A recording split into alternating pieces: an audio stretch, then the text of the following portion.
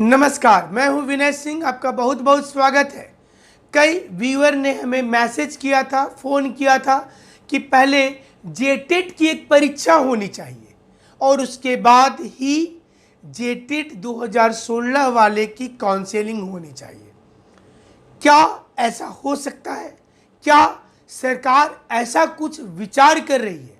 2016 वाले आंदोलन चला रहे हैं, लेकिन जो बीएड करके बैठे हुए हैं लाखों में छात्र छात्राएं, उनका ये कहना है कि सरकार जब इतना देर हो चुका है तो कुछ देर और सही, पहले एक जेटेट परीक्षा होना चाहिए 2020 का और उसके बाद 2016 वाले के साथ मिलाकर एक फिर से रिटन एग्जाम लेने के बाद बहाली हो। कई स्टूडेंट ने झारखंड अब तक न्यूज को फ़ोन और मैसेज के माध्यम से कहा है कि 2016 टेट वाले के साथ नए टेट वाले को भी मौका मिलना चाहिए। हमारे साथ आप तमाम लोग कमेंट तो करते हैं हमारे चैनल पर लगातार, और हम उस पर एक वीडियो आपके लिए बनाते हैं। हमने एक सीरीज चलाया था 2016 टेट पास वाले के लिए। कई स्टूडेंट को ऐसा लगा कि नया टेट, ये जो चैनल है वो चाहता है कि नया टेट नहीं हो। आपको याद होगा कि हमने कुछ दिन पहले ही वीडियो किया था कि अक्टूबर में नई टेट हो सकती है। नई टेट का 2016 के साथ कोई लेना देना नहीं है, क्योंकि 2016 टेट वाले 4 साल से इंतजार कर रहे हैं। नया टेट का सिलेबस क्या होगा ये भी अभी सरकार ने नहीं बताया है, यानी कि सरकार के पास नए टेट को लेकर कोई प्रारूप नज़र नहीं आता है। जैक के अध्यक्ष पिछले 6 महीने में 4 बार बोल चुके हैं कि टेट एग्ज़ाम जल्दी होगा, लेकिन इस एग्ज़ाम का प्रारूप क्या होगा, एग्ज़ाम कब होगा, इसके लिए कोई भी जानकारी नहीं मिल पा रही है।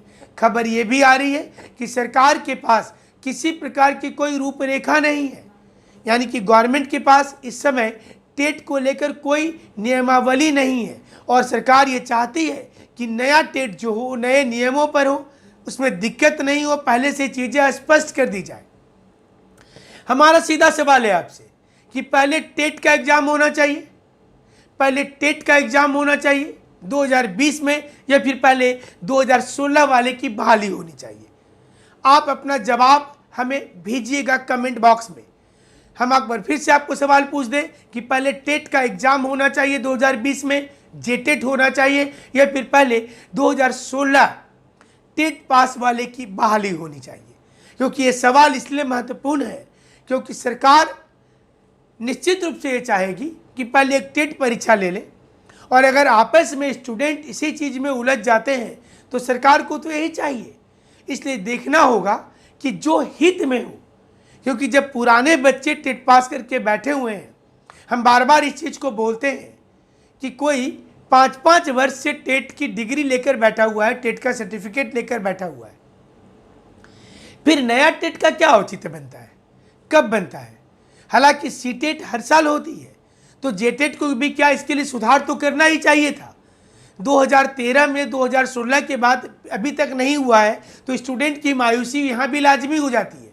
सरकार को ये चाहिए कि नई टेट परीक्षा का रास्ता भी खोल दे, 16 वाले की बहाली भी शुरू कर दे, यानी कि दोनों को एक दूसरे से कोई लेना देना नहीं होता है।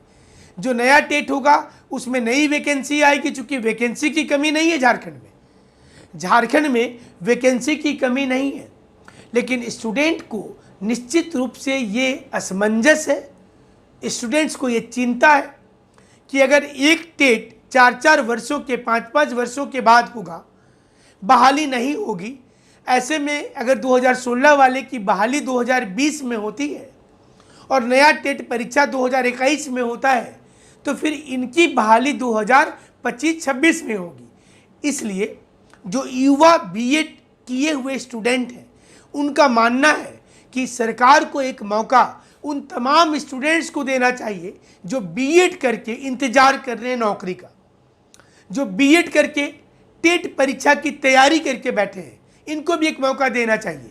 और एक नया टेट लेने के बाद फिर 2016 के साथ एक साथ या तो काउंसलिंग करवाया जाए, या फिर एक साथ एक रिटन एग्जाम लेकर के फिर से जो मेरिटोरियस स्टूडेंट होंगे उनको टीचर बनने का मौका दिया जाए। यही कारण है कि जो बीएड कर रहे समय में बच्चे वो चाहते हैं कि उनको मौका दे दिया जाए। 2016 वाले का मानना है कि चूंकि वो इतने वर्षों से इंतजार कर रहे हैं, ऐसे में वैकेंसी के समय में वो नहीं चाहते कि फिर से कोई नया कंपटीशन हो। वो चाहते हैं कि चूंकि उनका सिलेक्शन हो गया है तो उनको मौका कम से कम काउंसलिंग का दिया जाए। 13 वाले की अलग परेशानी है। 2013 में जो पास आउट है उसमें से तकरीबन 50,000 के आसपास जो स्टूडेंट हैं उनकी काउंसलिंग नहीं हुई, उनको मौका नहीं मिला, उनका सिलेक्शन नहीं हुआ, लिहाजा वो भी बेरोजगार बैठे हुए हैं। इसके लिए सबसे अच्छा तरीका होगा कि सरकार को अगले 5 वर्षों के लिए अपना जो प्लान चार्ट है बताना चाहिए कि उनके पास कुल वैकेंसी की संख्या कितनी है, प्राथमिक स्कूल, माध्यमिक स्कूल, हाई स्कूल में कितने टीचर की आवश्यकता होगी, क्या 2021 से सीटेट के माध्यम से लिया जाएगा, नई शिक्षा नीति को झारखंड में हूबहू लागू किया जाएगा, या जेटेट जैसा होता था वैसे ही वो होता रहेगा, नए बच्चों को इसमें किसी प्रकार की दिक्कत नहीं होगी। ये देखना जरूरी होगा। और अगर ये प्लानिंग सक्सेस हो जाती है तो ऐसे में स्टूडेंट भी खुश हो जाएंगे। अगर प्रत्येक वर्ष 10,000 वैकेंसी लिया जाए, प्रत्येक वर्ष टेट लिया जाए, अगर ऐसा होता है तो बच्चों को लगेगा कि उनको किसी प्रकार की आंदोलन करने की ज़रूरत नहीं है।